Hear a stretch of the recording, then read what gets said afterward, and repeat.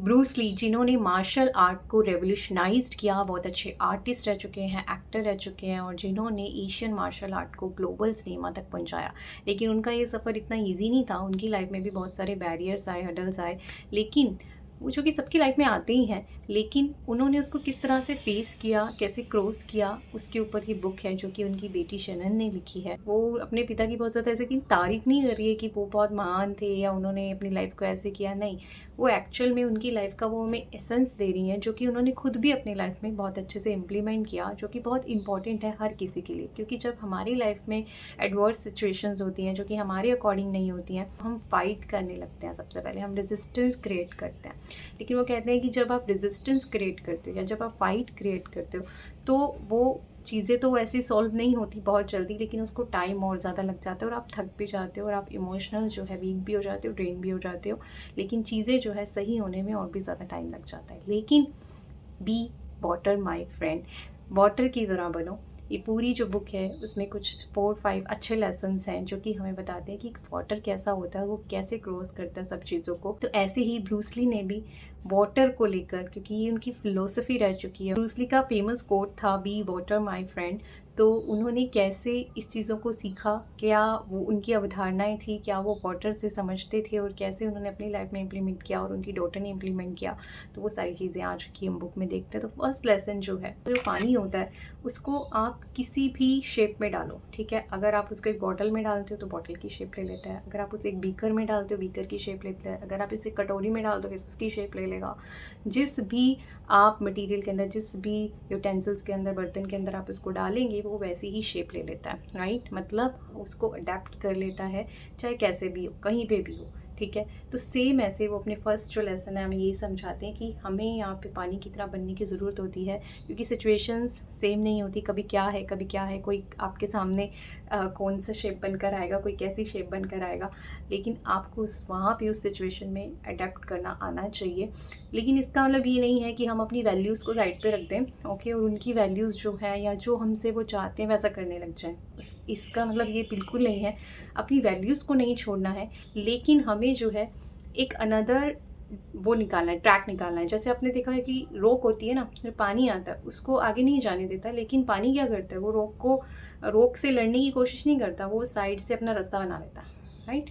और धीरे धीरे वो रोक को ही ओवर पावर कर जाता है जब साइड से ऐसे रास्ता बनाता है। सेम ऐसे ही इसको एग्जाम्पल से, अगर रियल लाइफ एग्जाम्पल से समझे तो, जैसे सपोज़ कि आपने सोचा कि आप रोज़ 4 घंटे पढ़ेंगे या 5 घंटे पढ़ेंगे, लेकिन एक दिन किसी की शादी आ गई या कोई फंक्शन आ गया, आपको जाना पड़ गया।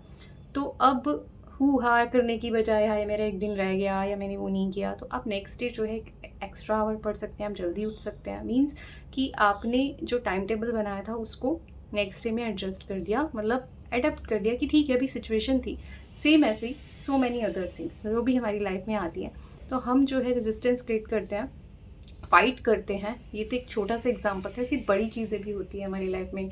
कई बार जो है हम इंटरव्यू क्रैक नहीं कर पाते, या फिर कोई रिलेशनशिप में इश्यूज आ जाता है, या कोई हमारी बॉडी से रिलेटेड जो मतलब बड़ी चीज़ें आती है जिसमें हम एडजस्ट नहीं कर पाते या अडेप्ट नहीं कर पाते। तो वहाँ पर भी उस टाइम पर पानी की तरह उस सिचुएशन को पहले एक्सेप्ट कर लेना और नए सॉल्यूशंस निकालने की कोशिश करना, ठीक है। तभी आप नए सॉल्यूशन इजीली से निकाल पाओगे और वो जो हडल है और जो वो सिचुएशन है उसको ओवर पावर कर पाओगे। अदरवाइज़ अगर आप फाइट करते रहे तो वो जो रोक है वो आपको आगे जाने देगी नहीं, है ना। तो इसलिए यहाँ पे ये लेसन जो है कि जैसा शेप, जैसी सिचुएशंस है उसको फर्स्ट ऑफ ऑल एक्सेप्ट कर लो और नए रास्ते बनाने की कोशिश करो। सेकंड लेसन की ओर चलते हैं। सेकंड लेसन है हमारे पास कि लाइफ में जो है कई बार जो हडल्स आते हैं, जो ऑब्स्टेकल्स आते हैं, जैसे कि इसमें ब्रूस ली का ही एग्जांपल है कि उसने बहुत सारे चैलेंज फेस किए अपने मार्शल आर्ट को दुनिया तक पहुंचाने से पहले। उससे पहले मतलब लोग उसको डिस्क्रिमिनेट करते थे, कोई कहता था यू आर टू चाइनीज़, कोई कहता था यू आर टू अमेरिकन, कोई कहता था you are too small,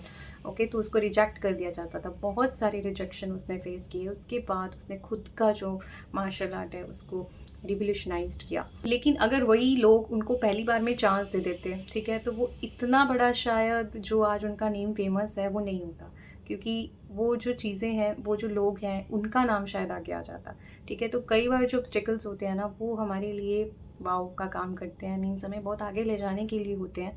same ऐसे ही जो स्टीफन हॉकिंग्स हैं, उनका भी क्या था कि इतनी बड़ी डिजीज़ आ गई थी, वो डिजीज़ पैरालाइज हो गए हैं, वो एक व्हील चेयर पर बैठे हुए हैं, लेकिन वहाँ पर बैठे हुए उन्होंने इतनी सारी डिस्कवरीज कर दी। क्यों? क्योंकि उन्होंने अपनी उस सिचुएशन को, जो कि उनके अकॉर्डिंग नहीं थी, उसको एक हर्डल नहीं समझा, अपना काम वो करते रहे, एक वाटर की तरह हमेशा फ्लो करते रहे, right? Flow like a water, ठीक है? अपन चाहे कितने भी बैरियर्स आए, वाटर फ्लो करना नहीं छोड़ता, अपना रास्ता बना ही लेगा, बड़ी से बड़ी रॉक को भी क्रॉस कर देगा, अपना शेप बना ही लेगा कि भैया जाना है तो जाना है। लेकिन वो क्या करते कि एक, कई बार क्या होता है, हम एक ही रास्ते को सोच लेते हैं, लेकिन पानी क्या होता है, वो फैल जाएगा, उसको कोई और रास्ता मिल रहा है या कोई और रास्ता मिलता है। तो ऐसे कई बार हम रिजिड हो जाते हैं एक ही रास्ते के लिए, तो हमें वैसा भी नहीं होना है। हमें क्या करना है, अपने आप को स्प्रेड आउट करना है, हमें देखना है कि कहाँ से जगह बन सकती है, लेकिन हमें थक के बैठना नहीं है, हार के बैठना नहीं है। तो keep moving like a water. Next lesson में शरण कहती है कि be master of yourself. Real जो विक्ट्री है वो दूसरों को ओवर पावर करना नहीं है, लेकिन खुद को जीतने में है। जैसे कि हम एग्जाम्पल ले सकते हैं महात्मा गांधी का। यहाँ पे उनको कितने सारे लोगों ने डिस्क्रिमिनेट किया, उनका मजाक उड़ाते थे, उनकी लेग पुलिंग करते थे, उनको इतना बोलते थे। मतलब हम देखते कि जब उनका टाइम था तब भी इतना ज़्यादा उनके साथ जो एक रेजिस्टेंस क्रिएट किया जाता था उनके बात पर, लेकिन वो सुनते थे क्या किसी की? नहीं। उन्होंने, अब इसमें क्या था कि उन्होंने अपने ही एंगर पे कंट्रोल किया हुआ था। वो लाइट रहते थे, तुम्हें जो बोलना है बोलते थे, लेकिन मुझे जो करना है मुझे वो करना ही है।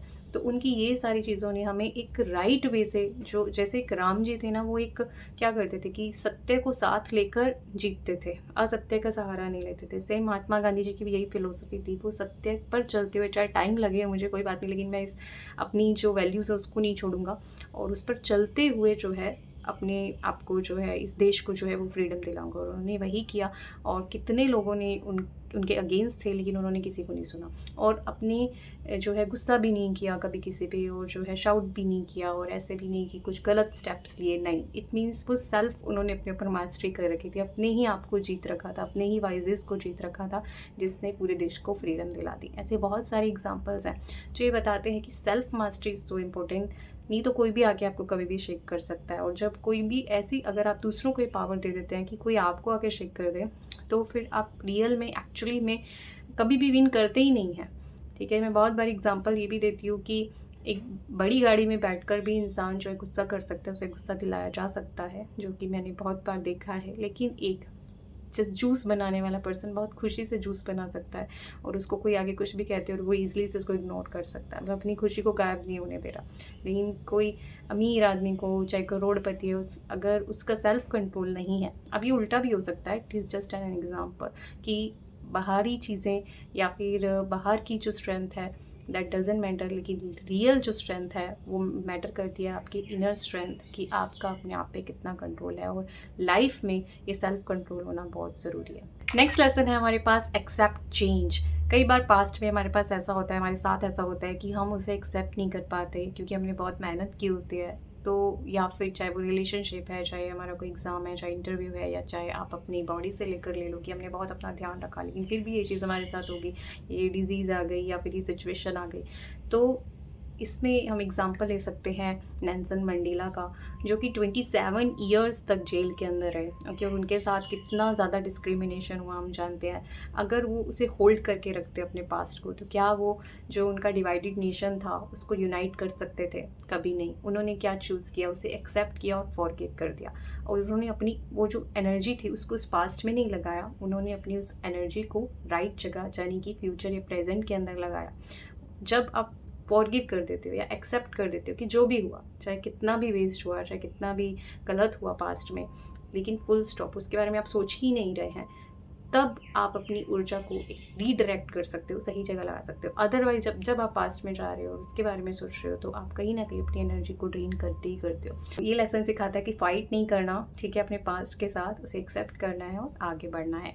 तो नेक्स्ट एंड लास्ट लेसन जो है इस बुक का, वो कहता है कि बी काम एंड कीप लर्निंग। तो इसमें हम एग्जांपल ले सकते हैं हमारे एपीजे अब्दुल कलाम का, कितने काम रहते थे और कितनी कामली वो लोगों से बात करते थे, लेकिन फिर भी जो है उन्होंने कितनी सक्सेस को जो है अचीव किया। लेकिन हम सोचते हैं कि नहीं, जब तक हम स्ट्रेस क्रिएट नहीं करेंगे, जब तक हम एंग्जाइटी क्रिएट नहीं करेंगे, जब तक हम चीज़ों को जो है बहुत हैवी नहीं लेंगे ना, तब तक जो है काम नहीं होगा। नहीं, काम काम मतलब कूल डाउन होकर भी, स्मूथ रहकर भी आप बहुत सक्सेस की ओर जा सकते हैं और ईज़िली और स्मूथली जा सकते हैं, बल्कि वो ज़्यादा ईजी वे होता है एट कंपेयरिंग टू जब आप दूसरा वे चूज़ करते हो। और इसी में उनका एग्जाम्पल है कीप मूविंग, क्योंकि इतनी बड़ी सक्सेस कर लेने के बाद भी डॉक्टर एपीजे अब्दुल कलाम पढ़ना नहीं छोड़ा। बुक्स उनके पास हमेशा होती थी, आप उनकी एंड तक एज तक देख सकते हैं, उसमें भी वो लर्निंग करते रहते थे। ठीक है, तो कभी ये नहीं सोचो कि ये चीज़ नहीं मिली तो अब और नहीं करना है, या ये चीज़ पूरी हो गई है तो और नहीं करना। नहीं, keep learning, keep moving like a water. ठीक है, वो वाटर जो है कभी भी स्टॉप नहीं होता, हमेशा बहता रहता है, बहता रहता है, सागर में मिलने के बाद भी बहता रहता है। तो ऐसे ही हमें भी कभी भी रुकना नहीं है, हमेशा लर्न करते जाना है, हमेशा आगे बढ़ते जाना है, हमेशा मूव करते रहना। इसे अपनी लाइफ में हम इम्प्लीमेंट करें। जैसे कि जो ब्रूस ली थे, हमेशा जब भी उनकी लाइफ में ऐसा कुछ ऊपर नीचे होता था तो हमेशा वो इस कोट को याद करते थे, be water, be like a water. Okay, means be relax, cool down. ठीक है, इस सिचुएशन को एक वाटर की तरह, मुझे वाटर की तरह रहकर इसको जो है मुझे सॉर्ट आउट करना है, ओवरकम करना है। तो ऐसे ही हम इस कोट को सीख सकते हैं, अपनी लाइफ में इम्प्लीमेंट कर सकते हैं। होप ये वीडियो आपके लिए बहुत हेल्पफुल रहे। Thank you so much for watching and stay blessed and keep sharing our videos with others.